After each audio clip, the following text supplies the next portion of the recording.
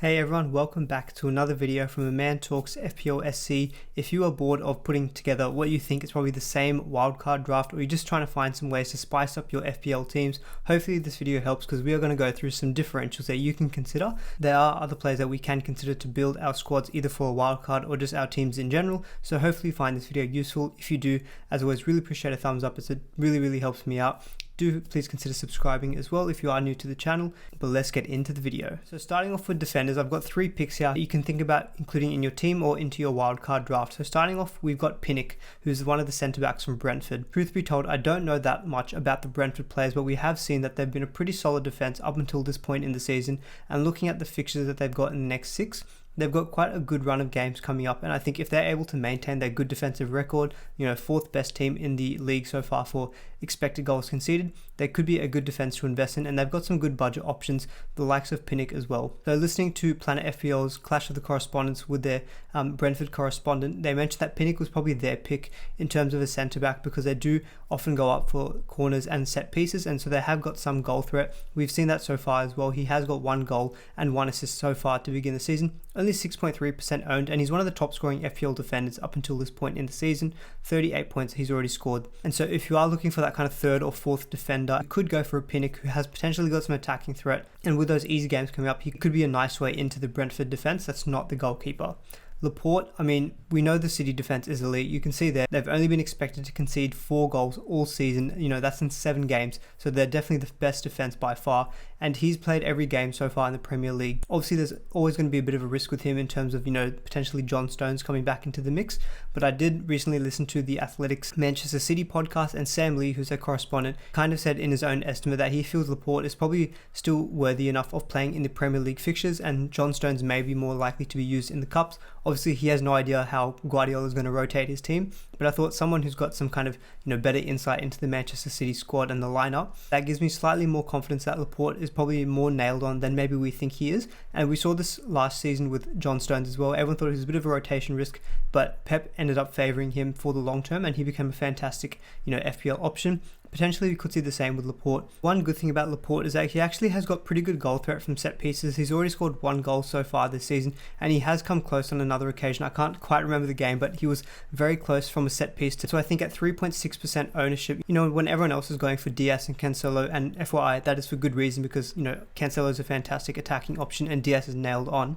You could potentially differentiate by going with Laporte. It's obviously a little bit more of a riskier pick given that we're not quite certain of his role and his rotation moving forward. But at 5.5 million, that's a 0.6 million pound saving on the other 2. And if that 0.6 million lets you do something really big elsewhere in your team, he could be worthwhile because as we can see there, the fixtures for Manchester City in the next 6 are really good. And from a defensive point of view, it carries through long term because they are the best defense in the league. Finally, definitely falls into that category of a super differential is Cucurella from Brighton. Honestly, he's another one of these players who I've never heard of before, but I watched that Arsenal-Brighton game and he looked really attacking. I think he created like 6 chances. He got maximum bonus in that game as well, so he got 9 points, but also in his first game playing for Brighton, he also did get a bonus point. Those 2 games that they got clean sheets, he was able to get some bonus points, so that shows that he's got some pretty good underlying, BPS, and so he is able to get a little bit more maybe than those 6 pointers.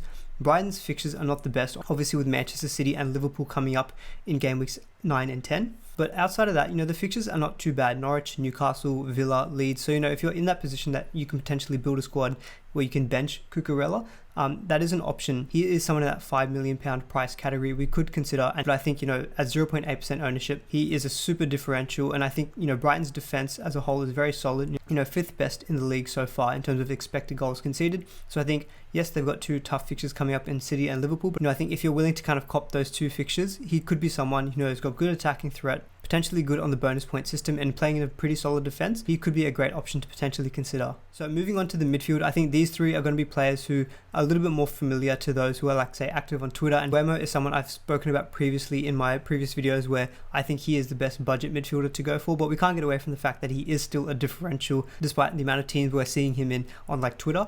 1.5% ownership, obviously that is probably going to be a lot higher once Gameweek 8 deadline rolls around because I expect him to be in a lot of people's teams, but that's for good reason. He's already scored 2 goals so far this season. He's playing out of position as a centre forward, but he's listed as a midfielder. So the fact that he's playing really far forward, even further advanced than Tony, it's a really good sign. His underlying stats are really good. 0.62 expected goal involvement per 90 minutes, and most of that is coming from expected goals. So that's exactly what you want to see. Good fixtures after Chelsea, Leicester, Burnley, Norwich, Newcastle, Everton. I think that's a pretty good run, and it carries through as well even beyond that period. So Mbeumo is a fantastic differential I think you should be considering on a wild card or in just your teams in general. Phil Foden, again, someone I've mentioned previously at 7.9 million. I think he's getting a lot of attraction because he did just score against Liverpool and he looked really, really good in that game as well. His numbers are really, really good, and also the fixtures for Manchester City are there for potentially some attacking returns for Foden. Obviously the big question is he going to be nailed on to start? Honestly, I have no idea, and I can't tell you that, but I think it really depends on your risk appetite if you're willing to kind of, play the pep roulette, and if you want to go for a Phil Foden, because obviously if he is playing, and so especially against the likes of Burnley and Crystal Palace, he's going to be an amazing value proposition at only 7.9 million and currently at 1.9% ownership. But again, similar to Mbeumo, I expect that number to be a lot higher come Gameweek 8 deadline, but I think he's definitely someone you should be considering. I definitely prefer Foden to Grealish in that kind of same price category, or he hasn't been included here. You could even go for Ferran Torres as well from Manchester City. Mason Mount at 8.7% ownership, and I think he has been a little bit forgotten because, obviously Chelsea had some tougher fixtures. He was injured for some time. He also got rotated in some games. That is potentially a risk, but Mason Mount is one of those attacking players I think from Chelsea who I expect to be more nailed on than the majority. And I think that also helps that, Tuchel came out with some comments recently where he was saying that, Kovacic and Mount had a really good understanding with Lukaku. And I think Lukaku obviously hasn't scored that many goals in the past couple of games. So I think Mason Mount, his creativity is going to be really, really needed for Chelsea to be able to score more goals. And with these easy games coming up, Brentford, Norwich, Newcastle, Burnley, Leicester, I think, someone like Mason Mount, he doesn't normally have higher upside because he normally is more of that creator, gets more assists than anything else. You can see there, he hasn't scored a goal, but he has got 2 assists. And that also is represented in his underlying stats. His expected assists of 0.44 per 90 is higher than his expected goals.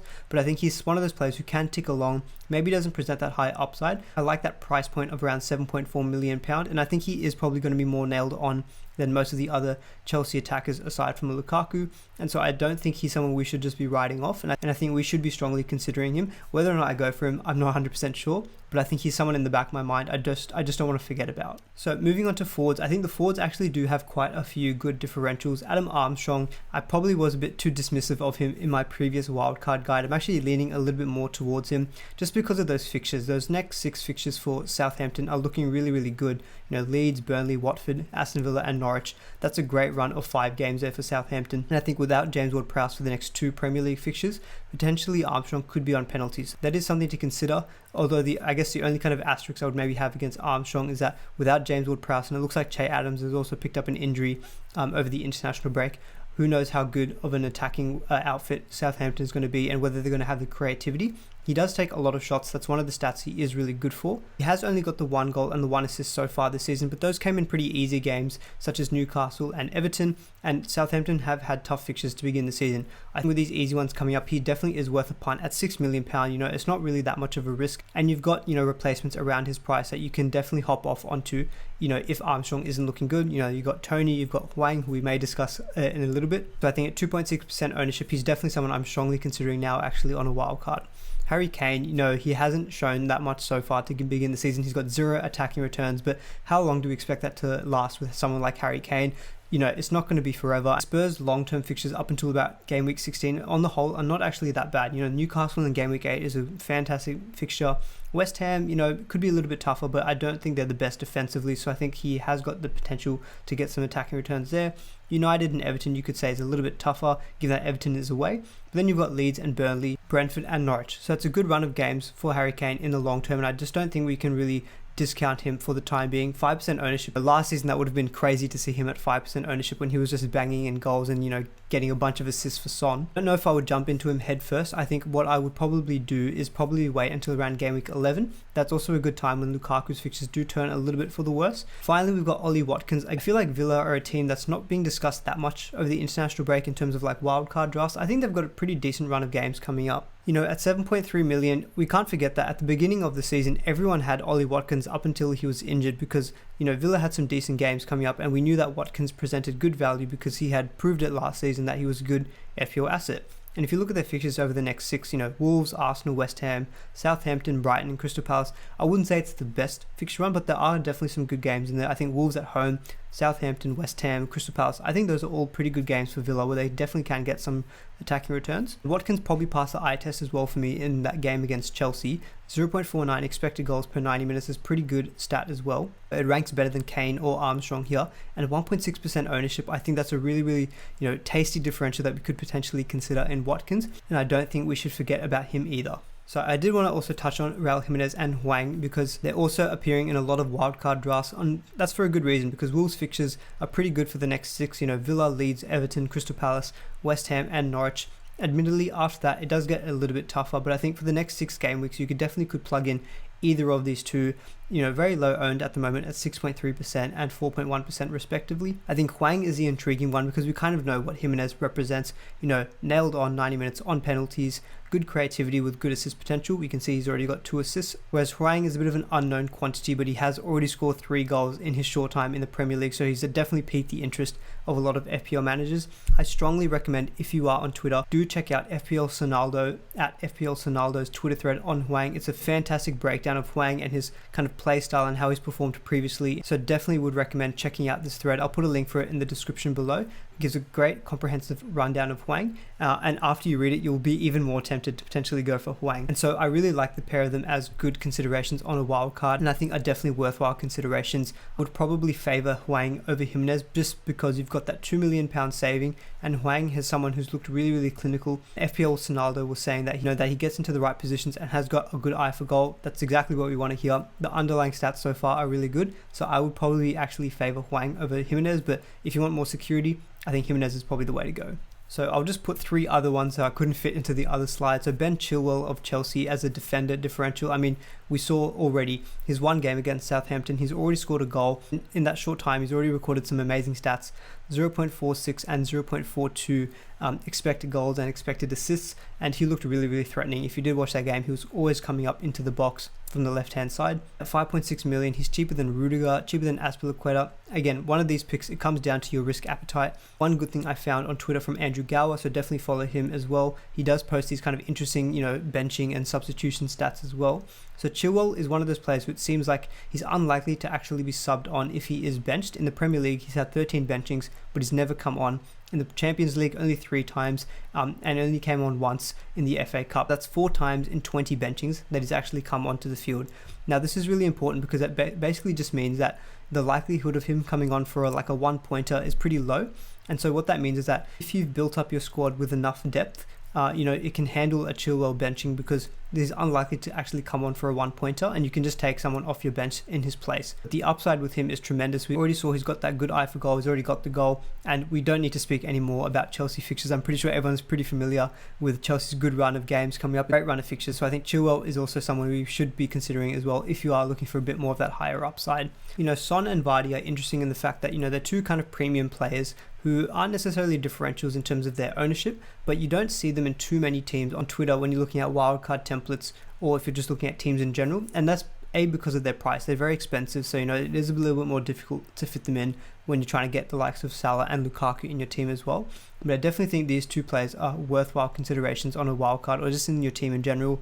Vardy has done really well to begin the season. He's already got 6 goals and an assist. His underlying stats are really good. And Leicester have benefited from a pretty decent draw up until this point in time, but they've still got some pretty decent games where definitely you could see someone like Vardy profiting. Manchester United coming up. Manchester United, I've mentioned before, are very liable to counterattacks, and I think that suits someone like Vardy to a T. Then he's got Brentford, who we can see are very open and very attacking, so again, could be a good game for Vardy. Arsenal could be a bit tougher, but then he's got Leeds. Chelsea's obviously very tough, but then he's got Watford. So, you could argue that there are 4 of those 6 games where he definitely could get some attacking returns and potentially still justify his price tag. I think Vardy will see him in a few more teams because, you just can't question the numbers and the points that he's got so far. I think it's 43 points he's already got. I think he's already the 2nd highest forward point scoring wise after Antonio. So he's doing the business so far, and I think we definitely should consider him. Son as well, I've got a bit of a love affair with Son. I think he's just such a fantastic FPL option. I think I would prefer him to Vardy just being a midfielder, you get an extra point for a goal, and I think his fixtures in the longer term are better than Vardy's. He's already got 5 attacking returns in only 6 games. He was injured for 1. The underlying stats for Son are not as good as Vardy, but Son is one of those players who's an elite finisher, and he definitely always overperforms his underlying stats. So he also gives you an extra factor in terms of captaincy. Obviously Vardy also gives you an extra factor for captaincy. In Gameweek 12 from memory, I think Son could be a potential captain because I think Salah plays against Arsenal. So Son, again, he could be a viable captain in the future, and so I really like him as a pick for your wildcard team as well. So what I will do now, I'll show 2 different drafts, that are a little bit less template than you would have seen on Twitter and things like that. So this first draft, I wanted to call it the Triple C defense and the Vardy party. Obviously Triple C, you could think, oh, Triple City? No, Triple C, because we've got Cucurella, Chilwell and Cancelo. So, Cancelo I think is a lock in most people's wildcard teams. Chilwell and Cucurella. Cucurella probably is going to be nailed on, so I think he's pretty secure. But you've got the likes of Livramento and Ben White to balance out that, Chilwell benching risk. And so, you could go for that upside with Chilwell. I've got Foster and Raya because I think Brentford's defense is still a very good consideration to go for. So I've got Raya in goal. The midfield I would say is pretty, Twitter template in that you've got Mbeumo, Rafinha, Salah and Brownhill, but we have got Mason Mount there instead of a Phil Foden. Obviously this is part of it is budget wise because you can see that there's 0.4 mil in the bank, so we're 0.1 short of Phil Foden. But Mount is one of those players, he can tick along, got very good fixtures coming up, and you probably are a little bit more assured of his starts compared to a Foden. But in the front line, we've got Jamie Vardy, Lukaku and Antonio, so we have been able to keep Antonio. Obviously Antonio, you could drop him potentially to a Hwang or Jimenez or even a Watkins, and that creates a little bit more funds that could allow you then to go from Mason Mount to Foden, so you do have options.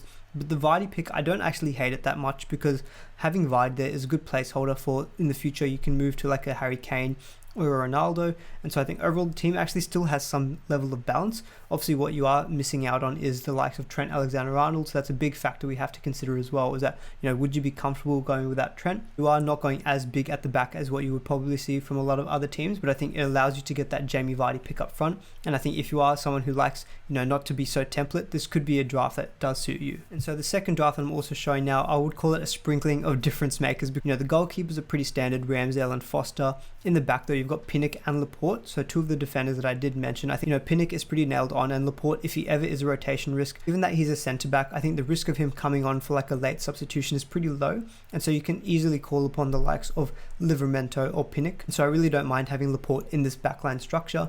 In the midfield, again, we've got Foden, Rafinha, Salah, Mount and Mbeumo. So I think it's a pretty good midfield 5. You've got your standard picks like Salah, Rafinha and Mbeumo, but then Foden and Mount kind of offer good flexibility in that kind of middle range price point. If you're looking to go to like a Heung-min Son down the track, you can easily use these 2 as your cash cows. We've got an abundance of good budget midfielders like a Conor Gallagher or a Smith Rowe. You could very easily drop one of those 2 to a budget midfielder and upgrade that other one to Heung-min Son. So it definitely gives you some flexibility having those 2, and I think in the short term there could be viable options. And in the front line, we've still got Lukaku. We've gone with Jimenez instead of Antonio, and we've got Adam Armstrong as well as that kind of budget striker position. Obviously with 0.9 mil in the bank with this draft, you can go from Armstrong to Tony, so it's a little bit more template. You could go Jimenez to Antonio, so again kind of brings you a little bit more back to that more Twitter template. But I think there are enough good differentials that you don't have to go with the way that the crowd's going. And as you can see there with this draft and that 0.9 mil in the bank, it gives you options for future transfers. Laporte suddenly becomes out of the team, just upgrade him to Diaz with that money, or you can even do a Laporte and Jimenez to Trent and Hwang. So I think this overall team again has pretty decent balance. I haven't tried to make either of the drafts too imbalanced, but just give you some considerations as these are teams that have got quite a few good differentials, but overall still looks like a pretty solid draft. So that's it guys, that is the end of the video. Hopefully you guys enjoyed that, my little take on differentials in general. So hopefully this gave you some food for thought. If you enjoyed the video, as always, really appreciate a thumbs up. Do please consider subscribing to the channel if you haven't already, and I'll see you all in the next video.